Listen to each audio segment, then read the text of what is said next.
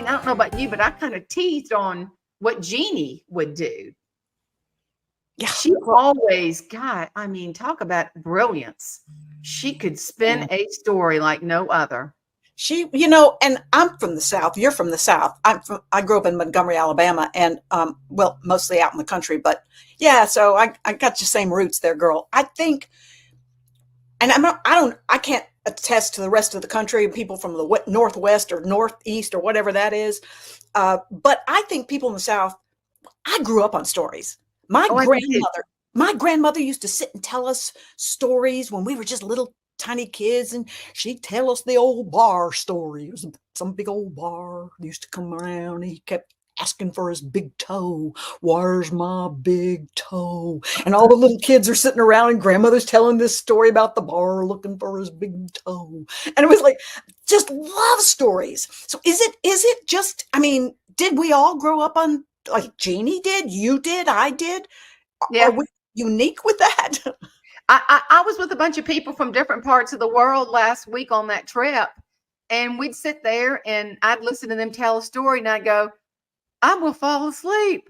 That's not even funny. And I wouldn't dare insult anybody. I met some wonderful people, beautiful people, but I'm thinking, and then I'm like you, people will say, Linda, tell the one about, tell the story about, and I get that all the time because people just love. And my little sweet tea book, one thing that I wrote in there is a story is how we speak in the South. It is just how we speak. I mean, even when we correct our children, well, let me just tell you about blah, blah. So true. I've heard that one. But it's the way we connect dots to paint a picture.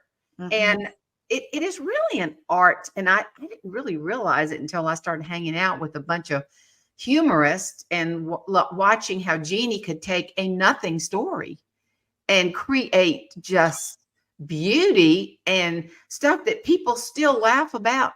I mean, I was talking to Debbie Childers. She's going to be coming up in a couple of weeks. And Debbie said, oh, did you hear the story about Jeannie's uncle that was buried 3 times? No.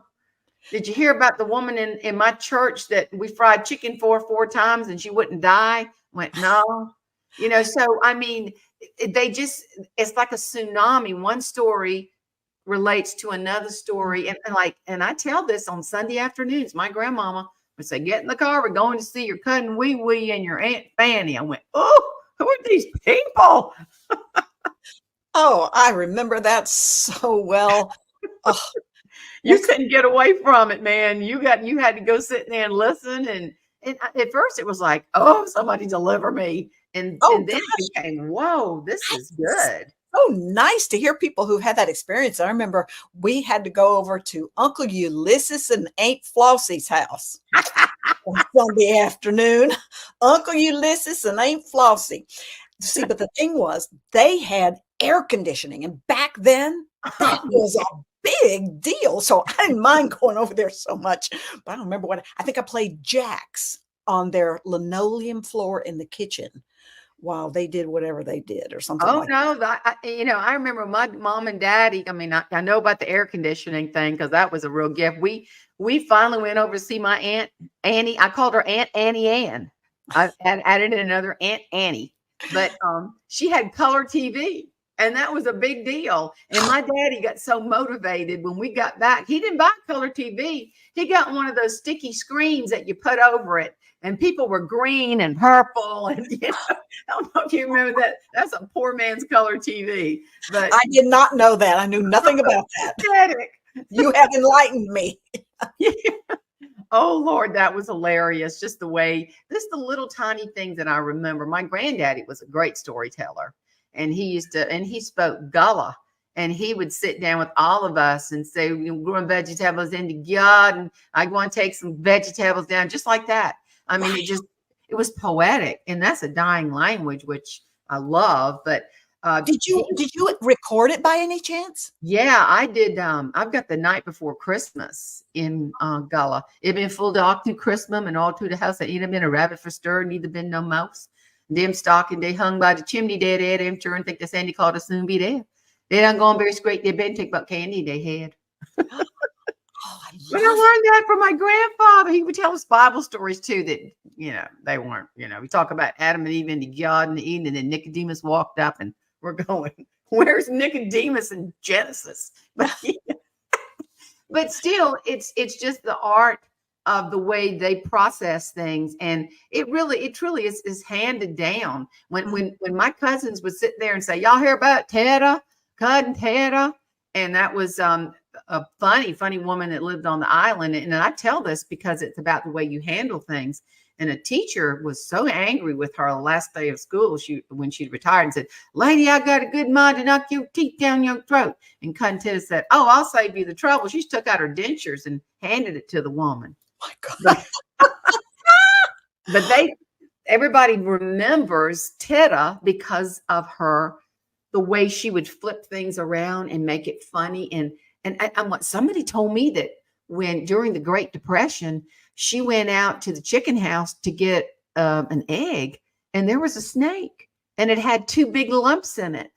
And she grabbed that snake and held it up, and no kidding, she got those eggs out and threw that snake in, and then took those eggs and fixed breakfast for her family. Have you ever? But she just could make stuff happen that wasn't going right, honey. She'd flip it around. But how crazy is that?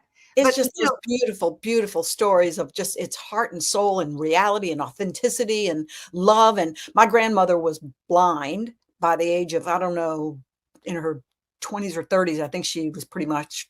Oh my. Yeah. But independent, wonderful. She was like my savior. I loved my grandmama. Well, she lived in a trailer, and my cousin and I were there visiting her.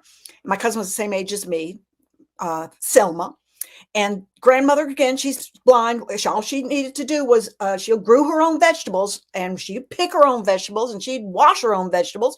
But we just had to look and make sure all the bugs were off the vegetables. And then she would go ahead and cook the vegetables. Yeah. Well, we were out playing in the yard, and Selma and I, and we saw a snake.